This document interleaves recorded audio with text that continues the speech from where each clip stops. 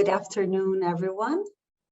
It's a pleasure to be here and to join you in this very important day, this very important event that Education International and the Global Student Forum are holding. This panel is Students and Teachers as Agents of Change for Quality Education in the Context of Climate Change. And it's taking place in the context of the GPE Replenishment Global Education Summit. So a warm welcome to all of you.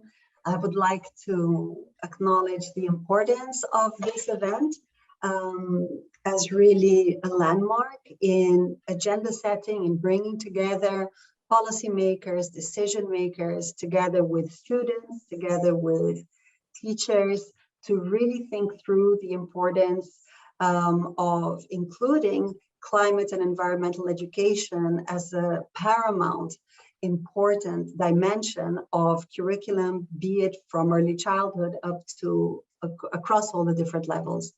I think that this is a very timely moment to bring this conversation to the table. It's good that we are having this opportunity of the GPE Replenishment Summit in the same year as the COP that is happening at the end of the year. And we have seen the topic of climate education picking up in importance in the past years, but this year especially, it has really become a central part of the agenda. Thankfully for the work of different actors, including the two who are hosting, or especially I would say, congratulations to the two that are hosting this event for bringing it to the forefront to such an extent. And I would like to link it to the context of the GPE itself, because as we move into the replenishment conference, as we move into the education summit, it is really important to make climate and environmental education a key dimension of the plans that are taken forward, the strategies, the national strategies that are put forward in the scope of the Global Partnership for Education, so that in fact it is an inbuilt dimension of what the Global Partnership for Education is doing in over 90 countries. So with this in mind, I would like to welcome the two initial presenters for this event. I would like to introduce Haldis Holst, Deputy General Secretary of Education International, as well as Sebastian Berger, Executive Director of the Global Student Forum, and each will have 5 minutes to make their interventions. So may I invite Haldis to step in, please? Thank you. Thank you very much, Camilla, and welcome to everyone who is watching and listening. I'm delighted to open this important side event of the Global Partnership for Education's Global Education Summit. The summit aims at raising funds to support lower income countries to achieve Sustainable Development Goal 4 on education, because we want countries to be able to offer quality education to all. Quality education is also relevant education, education which equips young people of today for the challenges of tomorrow. Climate change is a challenge of today and of the future. And as teachers, we need to be able to teach for the planet, because we are in a climate emergency. I've heard so many young people express fear for their future. And as educators, we need to address this fear and equip them with knowledge and skills to tackle their future. The recent heat waves in North America and the ongoing floods in Europe are warnings that the deadly impacts of climate change are already upon us. Moreover, a recent leaked report by the United Nations climate scientists has warned that the catastrophic effects of climate change, such as unlivable heat, widespread diseases, and species extinction, will be felt much sooner than projected.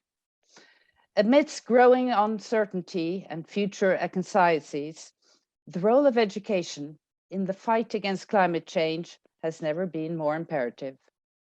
Not only do we need informed citizens that will put pressure on governments and support them to take climate action seriously, we also need citizens with a sharp moral compass, citizens that will recognize that climate change is a global, shared problem that will increase existing inequalities.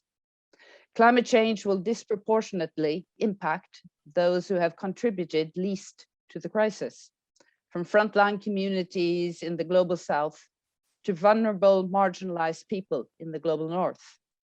What happens, for example, to a girl in a remote village who has neither access to water nor education in a scenario where water reserves are very likely to dry up as climate change accelerates? This is why we need quality climate education for all. Education International, along with earthday.org, is leading the movement for the inclusion of climate education in curriculums worldwide. As a global union, EI is dedicated to the defense of democratic education, and this struggle is clearly linked to the pursuit of climate justice. This is why EI, representing over 32.5 million educators across the world, has adopted a manifesto on quality climate change education for all, which outlines from an educator's perspective some basic principles for the urgent policy transformations we need to see.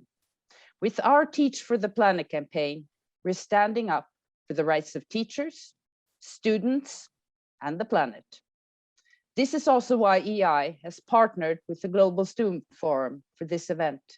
The Global Student Forum has been active in highlighting the huge stake of students in the climate crisis, as they stand to inherit a dystopian future that is rife with environmental degradation.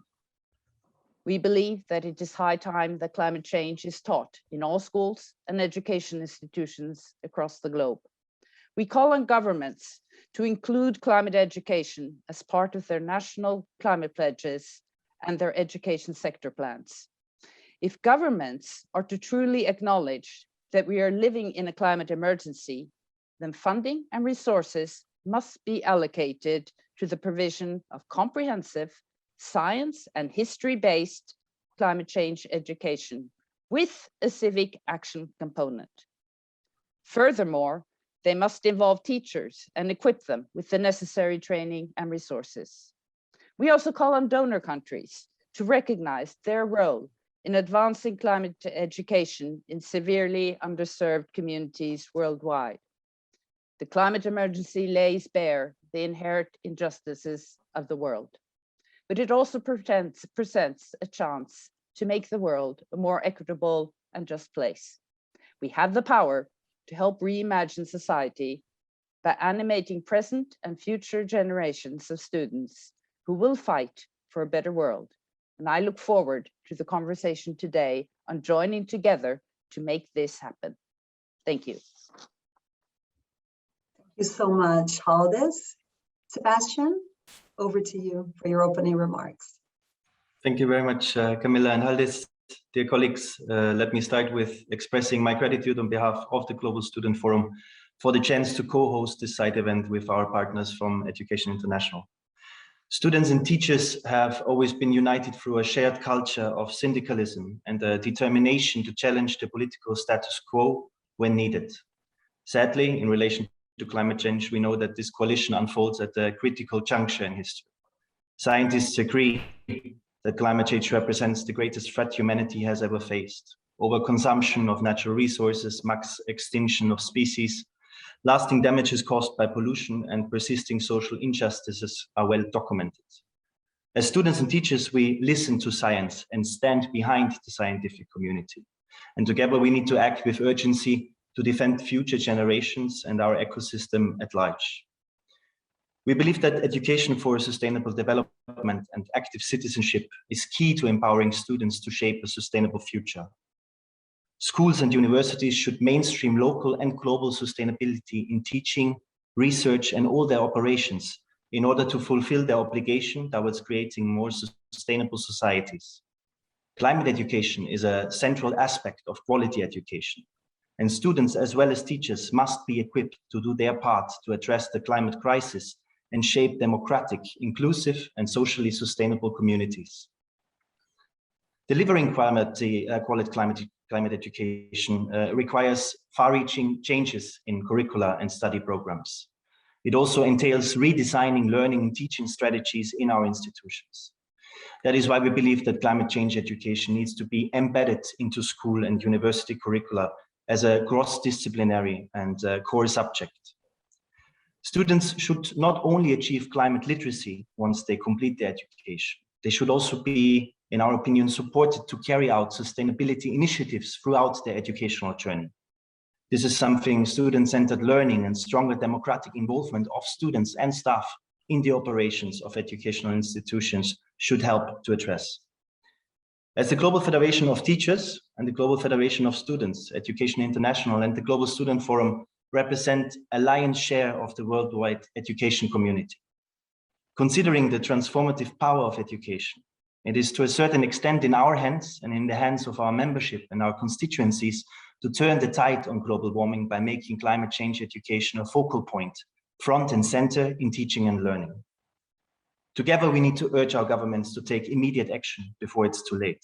It's 5 minutes before midnight, and there is no doubt that our time is running out.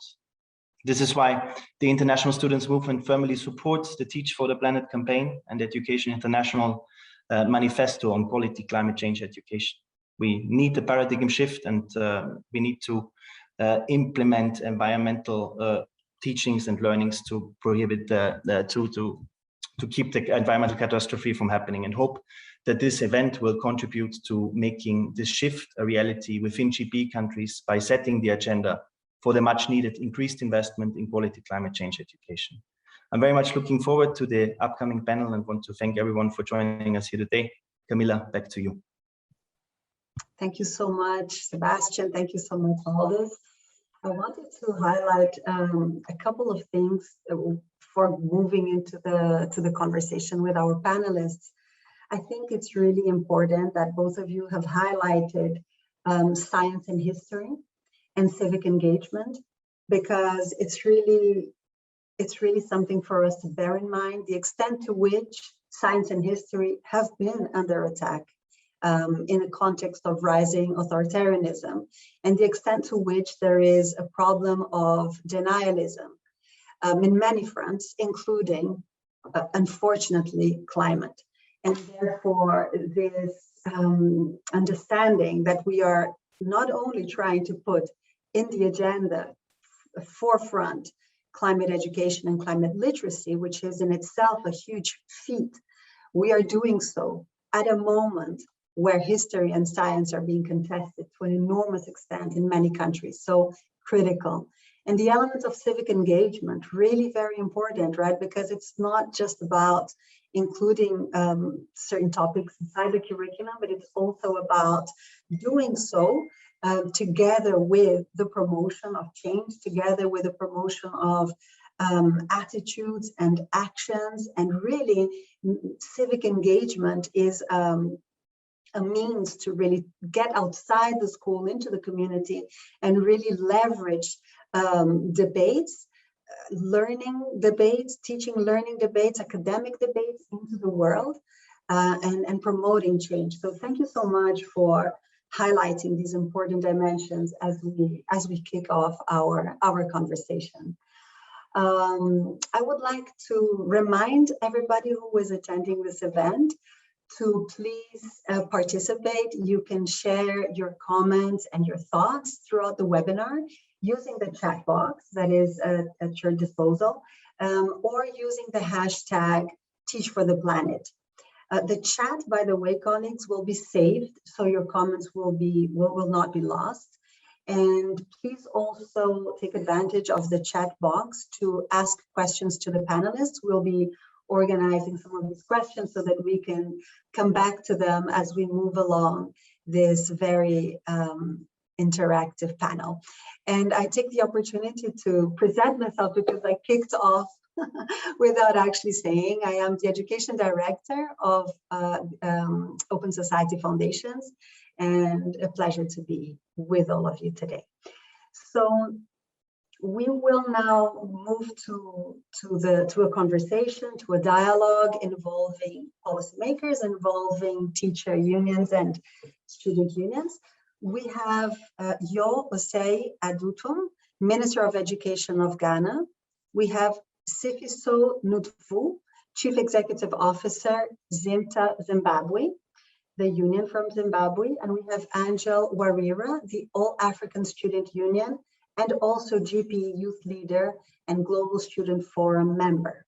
So welcome to the three of you. Thank you so very much for joining us today in this conversation.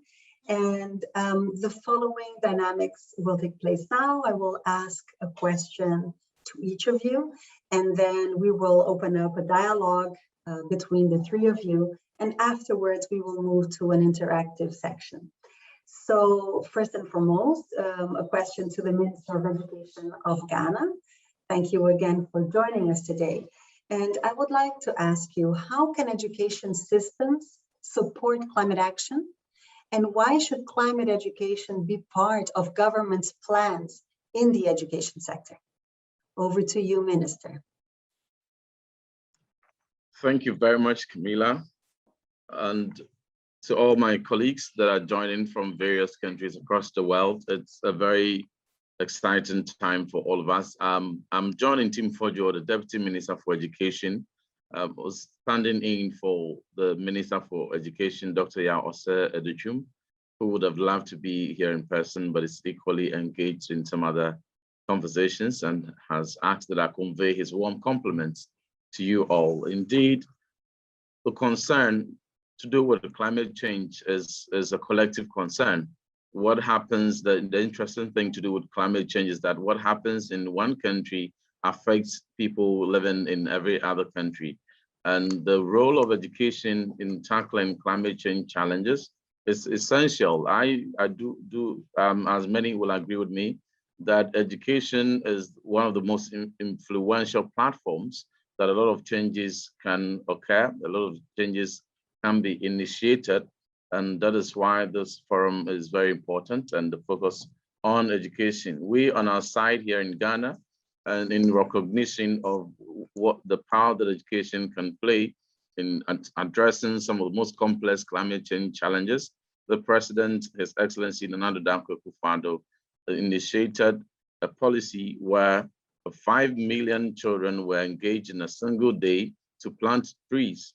That was a very significant initiative in a single day in all our various schools across the country, supervised by our teachers and in collaboration with the Forestry Commission and the Ministry for Lands and Natural Resources. More than 5 million trees were planted, and they are to be nurtured to ensure that they are not only planted, but they are nurtured to grow and to contribute to solving some of the problems. In teaching our children critical thinking, in teaching them how to create an environment that is pollution-free, in creating community, instead of even asking what are the causes of pollution, be able to reform our curriculum, to be able to reform our education system, to challenge children to think of innovative ways to create a whole city, a whole community that is pollution-free. These are the role of education that we must all embrace. At the moment, as a country, we have some challenges, and we have some initiatives that are targeted at solving them and ensuring that our forests are saved from illegal mining. For instance, we have the Green Ghana project that I earlier made mention of.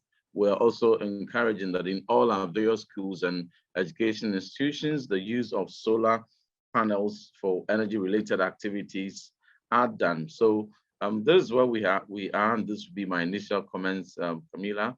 And as the conversation goes on, there will be more contributions. Thank you. Thank you ever so much, Vice Minister. Thank you for joining us today. Let's move on to our colleague from Zimbabwe, representing the teacher union, Sifiso. From the teacher perspective, what is the policy roadmap towards ensuring every student leaves school climate literate? And how can teachers be better supported to play their role and make it climate education for all a reality? Over to you. Thank you very much, Camilla, and good afternoon or good morning to all of you from wherever you are. Yes, it's afternoon here in Zimbabwe. Your question, Camilla, is very fundamental as it seeks to find the roadmap. And in our analysis, we are looking at the issues that are sine qua non to all activists and to also teacher unions and governments, which must be done in order for teachers and learners to acquire the relevant skills that will make us climate smart. And the first thing that we are looking at as educationalists is that we need to look at the capacity building of the teachers. We need also to deal with the capacity building of the learners in ensuring that their exit profiles do have skills that talk to climate literacy. And obviously, we need to strengthen state capabilities in dealing with climate change education, and also, of course, civic or community capabilities. These are the subsystems that are critical in the capacity building for everyone to participate effectively in the climate change education. That's the point number one. Point number two, we propose that there should be very strong regulatory and policy frameworks that promote the issues of quality climate change education. And not only the regulations, but they must be supported by structures and institutions that have to deal with that. And at that point, I would like to introduce the thinking that our education, once it is done, it must be resilient to all adversity that we find in society. So it must be supported in such a manner that it can be mitigated on, it can also be adaptive, it can be responsive at a particular time. That means it will be education that is resilient. But all this must come under a framework that talks to the issue of policies and structures. Then we also need to address fundamentally the issues that have to deal with the financing frameworks. How do we finance climate change education in our countries? That is very critical. We need to have investment, and we must encourage our governments to have as much as possible domestic investment.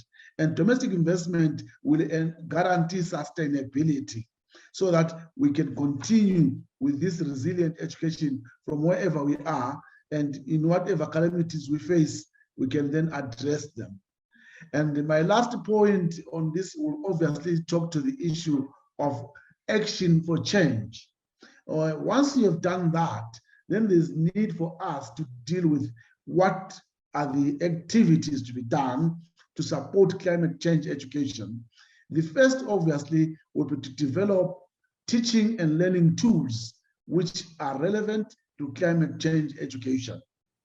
And in that aspect, we would encourage participatory development of the teaching and learning tools by the learners and the teachers, by the communities and governments, everybody coming in the fore. And obviously, that must be done after we've profiled the levels of adversity country by country or in our situations as they come. And I would propose lastly that as one of the actions for change and in giving energy to climate change education, we may want to set up what I would like to call the World Calls for Education. These will be our foot soldiers who will go out into the world there and teach, talk to all corners of the world about the importance of climate change education. So primarily, these are the 4 points that speak to the roadmap towards effective quality change in quality climate change education. And I suggest that this can be looked in detail as we interrogate the concept of moving forward. Thank you, Camilla. Thank you so much. Thank you so much, Sifiso, for these very interesting and comprehensive remarks. I look forward to engaging the three of you. But let's first pass on to Angel, the All African Student Union representative. Over to you. Let me ask you the following question. Why is transforming education systems to ensure quality climate education for all a priority for youth? And what changes would students like to see? Over to you. All right, thank you so much, Camilla. And it's quite difficult speaking after having so many amazing speakers speaking on climate change. Allow me to isolate an issue of my own experience here in Kenya. And we have a very huge lake equivalent river. Sorry, a river equivalent to the River Nile that cuts across the continent. It's called the River Ewasonyiro. It feeds across country areas in the north and the semi-arid areas of Kenya, and the source of this river is drying up. So basically, the water moving down from the catchment area down to communities in the semi-arid areas is diminishing as the years are going by because of climate change. So what does this do? The river is feeding so many communities along its way, and this is where you have pastoralist communities, people who depend on having life, cattle keeping, and they really don't go into agriculture, so they depend on cattle and this water source. So this creates this scarcity for water in these areas, and these people, once they have an issue with cattle and they lose out on their cattle, they go ahead to fight each other in terms of cattle. You'll hear issues of cattle rustling, and one community A is fighting community B. These are very local, rural issues, and this is because of water that is now becoming scarce in their community. So they start fighting, and this creates conflict in their communities. When there's conflict in these communities, it is difficult to have education being taught going on in their communities. It is difficult for families, to thrive in a conflict environment. And so even as I was in a meeting today with my youth advisory board, and we are talking about how we can enhance peace and cohesion in these areas. And you see the ripple effect coming down from climate change is now influencing our decisions as young people on even what to tackle in our rural areas. So we see that now we are now channeling our resources more to sensitizing communities on the importance of peace and cohesion and coexistence, because now we need to find a way of going around the issue of water scarcity, which water is gold to them, and now that it is diminishing because of reasons of something happening in some other part of the world. It's something that now encourages the kind of discussion that we are having here. And that's why it is very important that we come together in addressing issues of climate change.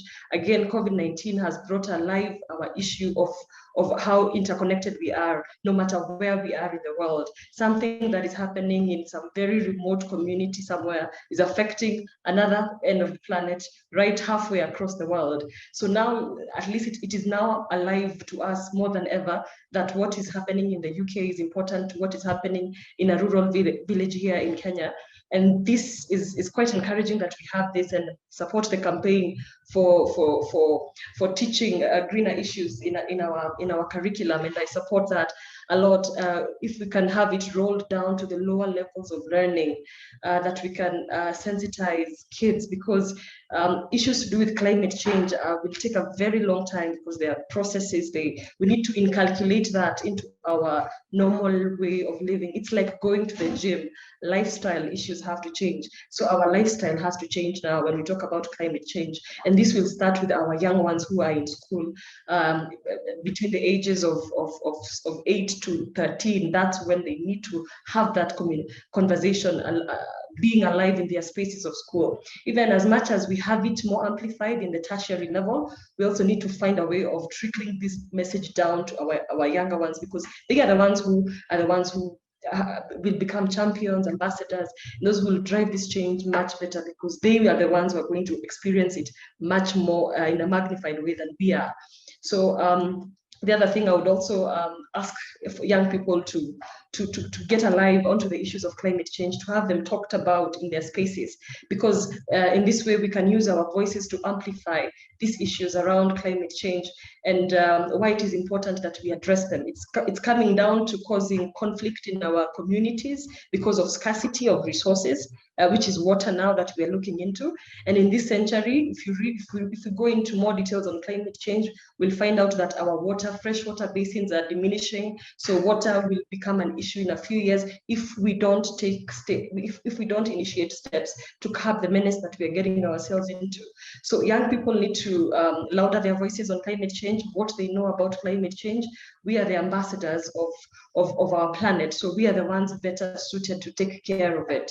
And then the other thing is, I would encourage young people to take up climate courses, and get into the research aspects of climate change, why it's important. We need to work here, work there. We need numbers, figures, and how each region in every part of the world can put in their effort into fighting climate change and into making our planet a greener and a cooler place. Over to you, Camilla. Thank you. Colleagues, thank you ever so much for the three complementary comments that you have made, and everything that you are making us think, right? It really makes me contemplate the extent to which, as we move forward with this agenda of climate education in all schools, in all universities, the importance of us acting with the community. So really, this idea of civic engagement, again, this idea of going beyond the walls of the schools and understanding the ripple effects that Angel is pointing out, and the extent to which we really have to be acting intersectorially, right? It's not just about the schools, it's not just about the climate education, but it's also being able to have and establish these dialogues with our communities, and addressing the ripple effects imply us thinking of a policy framework, which I really liked so much, the roadmap that you pointed out. But the policy framework has to be looking not only at education, but has to be looking cross-sectorially, intersectorially.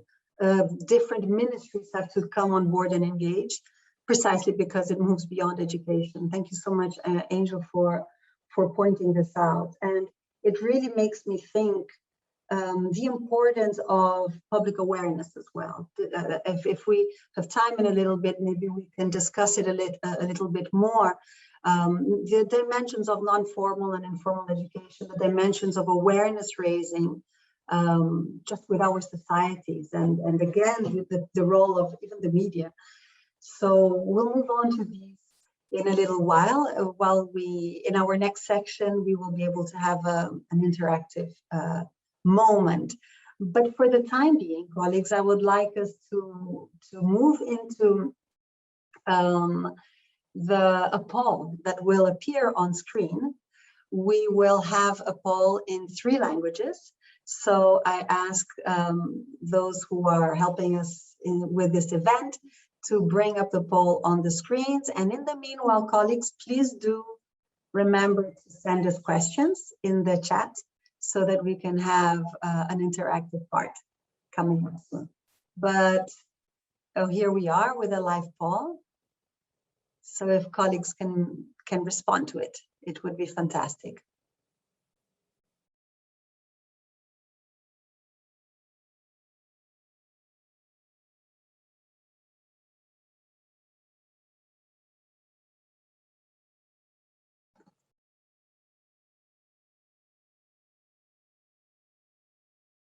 I think that soon we will have the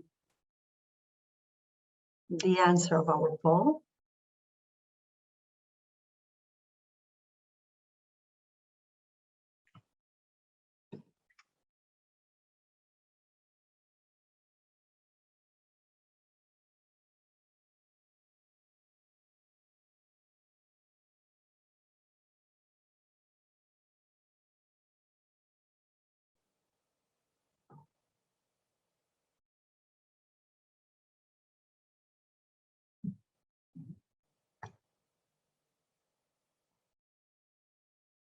Okay, in just one more minute, we will have the answer to the question of whether we had climate education, the colleagues here participating.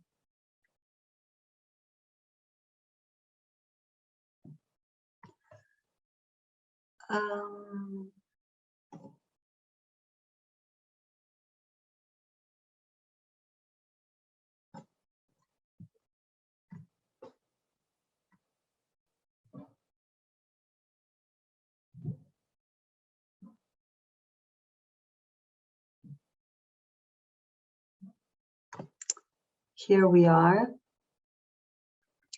Okay, so 38%, the majority, says no, you were not taught about climate change at school. 33% says yes, but very little. 24 yes to some extent, and 5% only said we had a good program. So really, this is quite.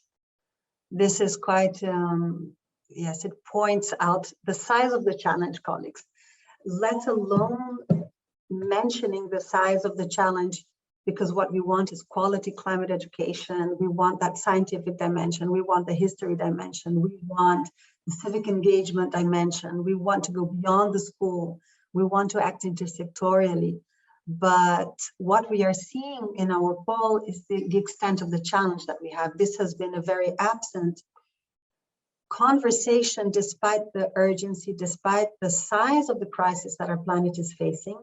It is really high time, colleagues, for this to be really taken forward, be it by the education ministers, be it in the COP, by the GPE. Really, this has to be urgently become part of our conversation in a very important way.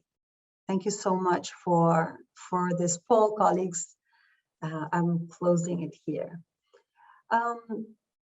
Okay, so we now have some time for an interactive section, an interactive panel. I will be, given the shortage of time, somebody was asking if they can come forward and pose the question, but I will be doing that. So please, colleagues, if whoever would like to pose a question, if you can please put it on the chat, that would be fantastic. I would really appreciate that.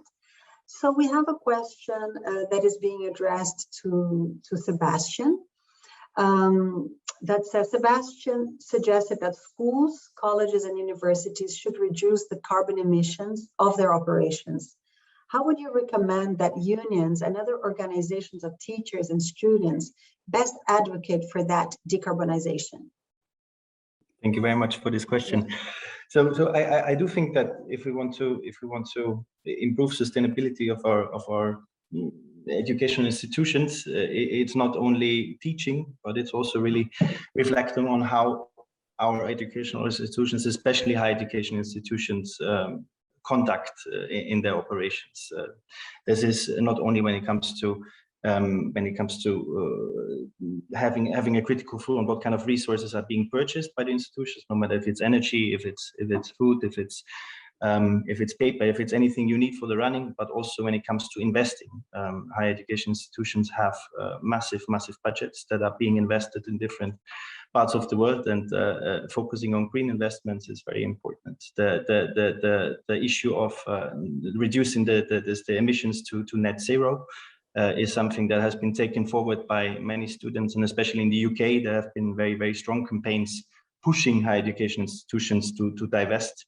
At the University of Cambridge and Oxford, students have been organizing protests, and some of them even went into hunger strikes to raise public attention for the issue and kind of force universities to make these steps and divest. And I do think that this is very much the role of student unions, especially on the local level. I do think we have great examples of students organizing around sustainability and green issues.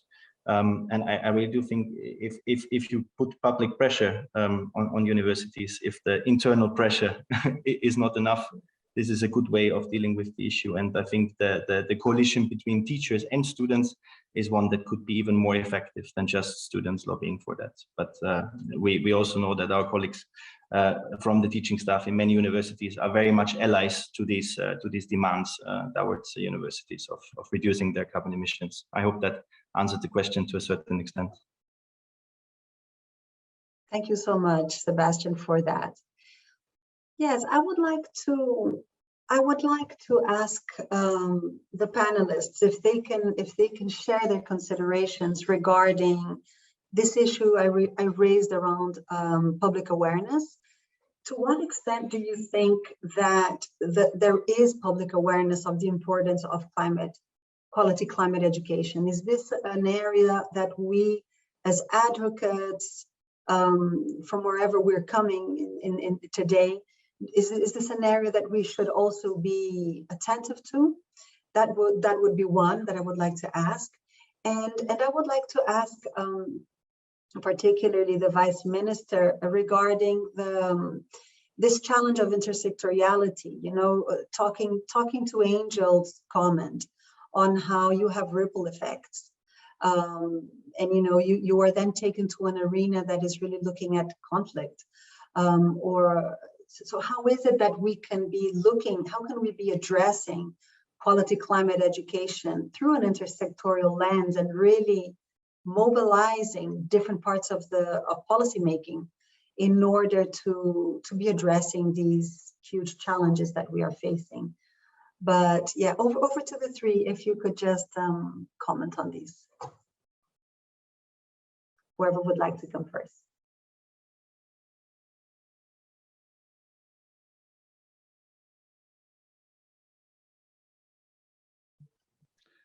Hello, Camilla. Please go ahead, Vice Minister. Right. Thank you. This is Sifiso. I want to speak to the issue of public awareness. And this is what in my presentation I talked about, the collaborative approach to capacity building. I take it from the point that in our capacity building, when we take learners through education and we are using the appropriate teaching tools and methodologies, for example, the inquiry-based learning methods, which obviously bring up critical thinking and obviously will give this future citizen the ability to have the voice and choice. When they are now a citizen, it is the time for action, and it is only then that they must now come together. So they are part of the community. And the current community now, therefore, must be involved. We must do our campaign, go to them, have collaborative interventions. Otherwise, if we leave it in silos, in segments, we will not win the war. Thus, in my view, that is an issue very critical and fundamental to the campaign. We definitely need interventions of educators, civic society, government departments, and communities working in tandem towards one goal, that is a cleaner climate. And climate change education becomes the relevant vehicle for use in those areas. Thank you. Thank you very much for your comment. Would anybody else like to join? Would like to share a reflection on these dimensions of intersectoriality and public awareness raising?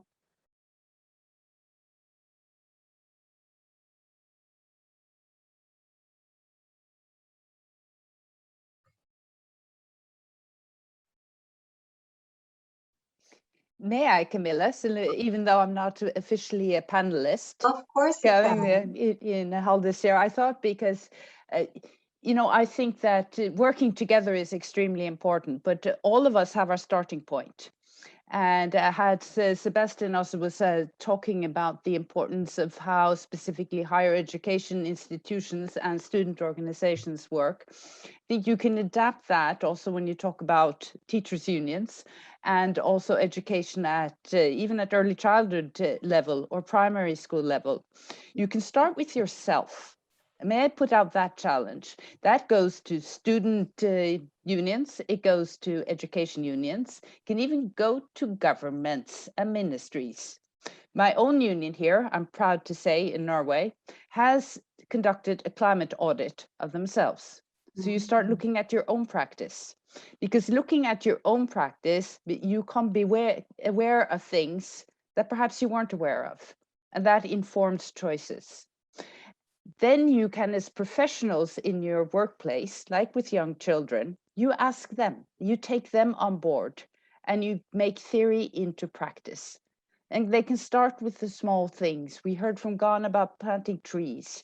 You can sort waste. You have the solar energy. You have them about connecting to nature and learning how we're dependent upon nature.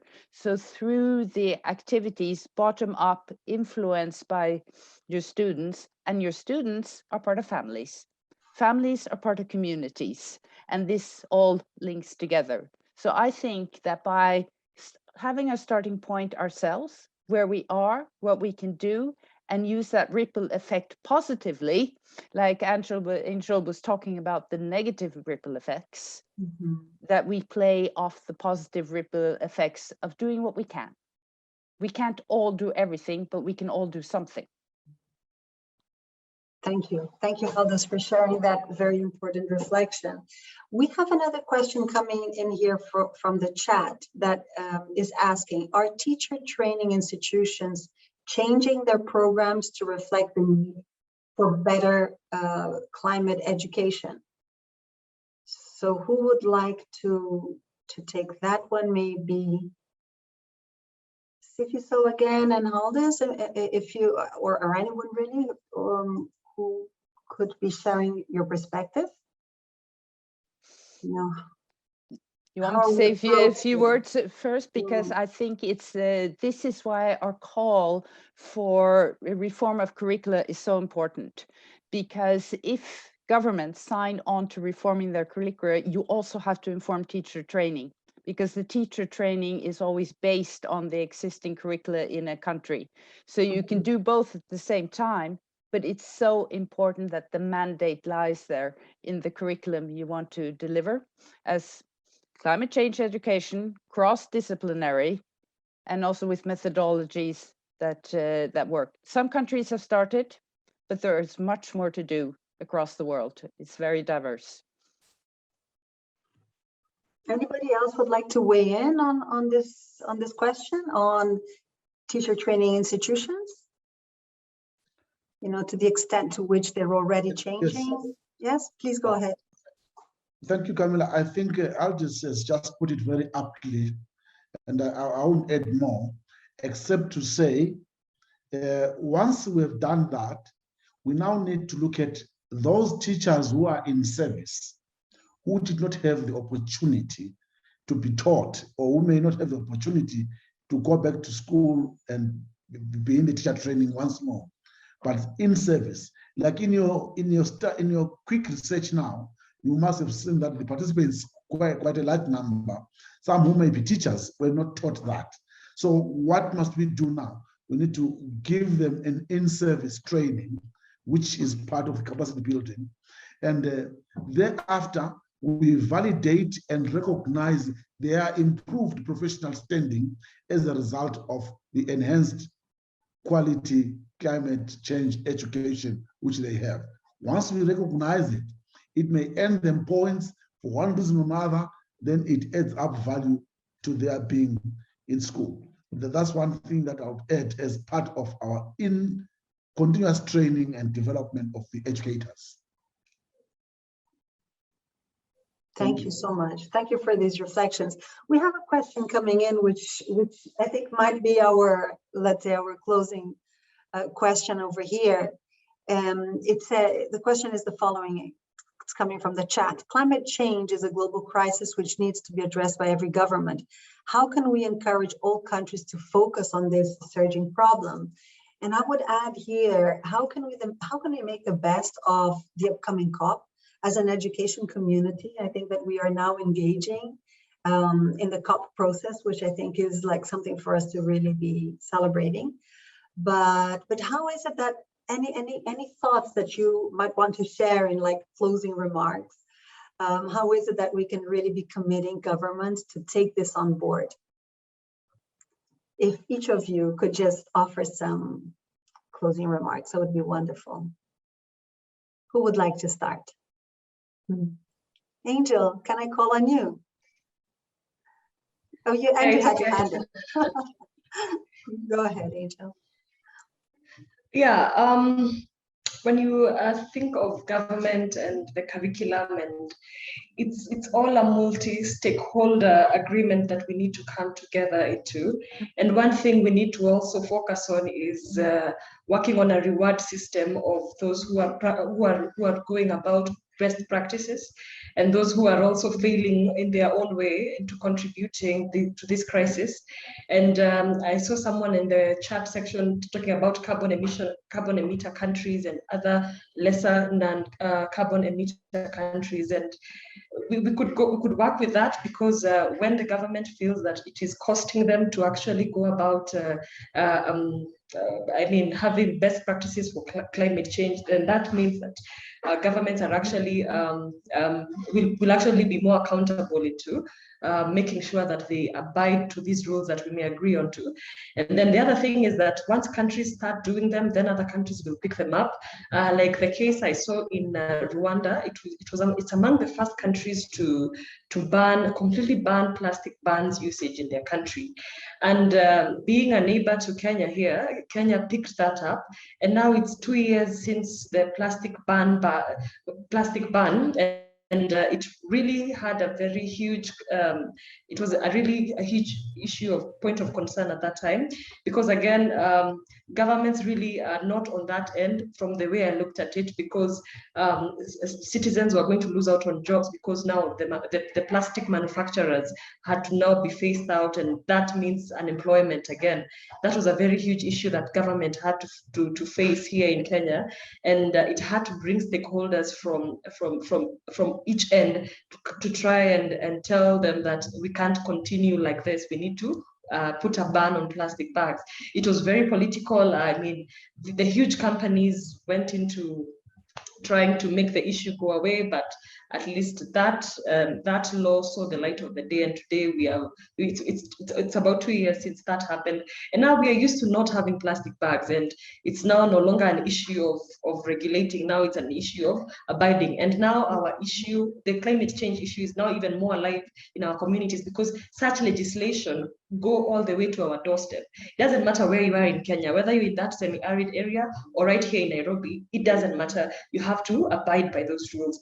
So that will also create that ripple effect again of positive change. And governments are also, depends on the politics of each country. That is a conversation, like I've worked in Ghana. I've seen how that can be an issue of environmental concern for presidents campaigning and maybe not having environmental issues in their manifestos, and then that becomes a way for the opposition to challenge sitting government on environmental concerns, because now this is an issue of priority. And that way it's neither here nor there, not just government, not just we the citizens, not just teachers and students, not just advocates, but it is for all of us to play a role into making sure that we make louder these voices. I mean, we ensure that we come out strongly into saying what really is happening, even the politics of the day, of the country, that are centered around things that go into climate change, the industries, the carbon emissions, regulations like banning plastic bags are things that we would go into fully fledged. And borrowing best practices from other countries is also something that is becoming so vibrant. And if it has worked in another country, there are very high chances another country will pick it up and move forward. So it's for all of us to play a role. And as students, as we advocate, as teachers teach in school, as even they ask for training, refresher training on climate issues, and that it is also included in the curriculum. Now that's where the government comes into play. And then maybe young people and youth and students can also push that agenda to have it as a top priority in the agenda setting for policy formulation and implementation. So it really is not just for one person, it's for all of us to come together and make this work. Thank you. Thank you ever so much, Angel. I would like to pass the word then to the Vice Minister, if you would like to share your remarks on the question posed. What is it that governments can do to really scale this up at this moment, and taking advantage also of the GP, of the COP that's coming up? Over to you for your final remarks. Thank you very much, Camila, and to all my co-panelists. I've really enjoyed the very insightful experiences and policy directions that many countries, our respective countries, have led in addressing matters of climate change.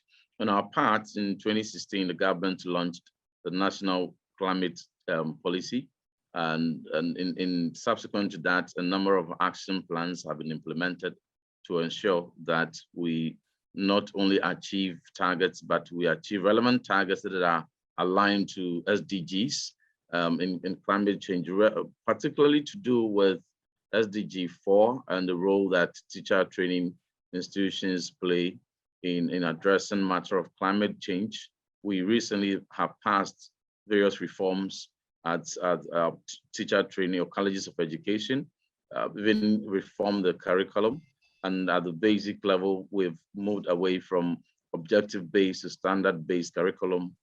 Very serious features of critical thinking and innovation have been introduced with climate change at the center. As a matter of fact, climate change has prominently featured in the recently implemented new curriculum. And we're ensuring that at all levels, we have problem-solving, evidence-based thinking, new approaches to the way that will solve some of the complex challenges to do with climate change.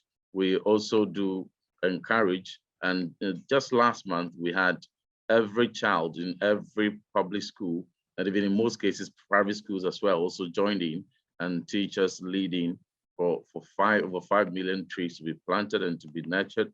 So we're also ensuring that in the various subjects that are being taught, as an integrated approach, there must be concepts that must be linking. One must not wait to treat chemistry or physics, for instance, for matters of climate change or concepts of climate change to be introduced. Right from now, we have subjects that are the basic level through up to the pre-tertiary to tertiary, embedded strongly concept of climate change. So at the teacher training levels, our teachers are being trained on climate-friendly approaches and concepts that are expected to be passed on to the children, all in line with pursuit of our 2016 National Climate Change Policy, which is being pursued in alignment with our Sustainable Development Goals. Thank you ever so much, Vice Minister, for these closing remarks. I will just give a few closing remarks myself, couple of minutes, please. I will be speaking in Spanish, taking advantage of the translation that has been offered by the organizers of this event, and congratulations for that, because it's a very important dimension of inclusivity. Así que quisiera terminar agradeciendo mucho. I would like to finish thanking Education International, a Global Student Forum, for organizing this event, this debate in the context of the Global Partnership for Education. And I would also like to point out how important it is to place this matter in the agenda of all the countries. And I think that from our places, if we make use of all global networks, the global network of educators, of students, we have to lobby ministers, UNESCO, and I believe that we can sustain this subject from a political point of view, making it take center stage at the political agenda. We also have to make the most of the COP. We have to use this momentum, and many education politicians have started talking about climate change education, and we have to make use of this momentum. I also want to celebrate the idea that we can participate in a political dialogue between teachers, governments, and also together with the United Nations.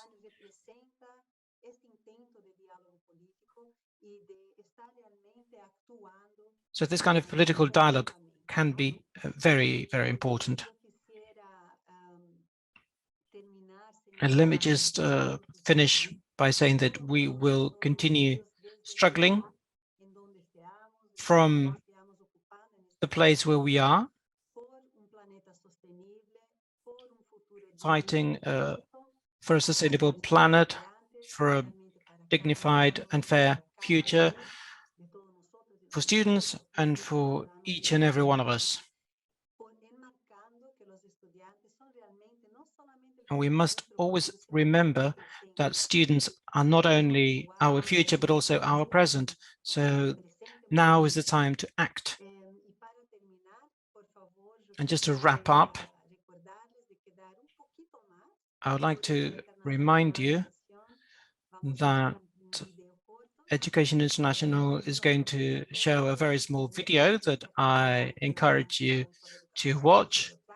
I hope that you all join the Teach for the Planet campaign, and I send warm greetings to all participants from around the globe. Thank you very much. Thank you very much.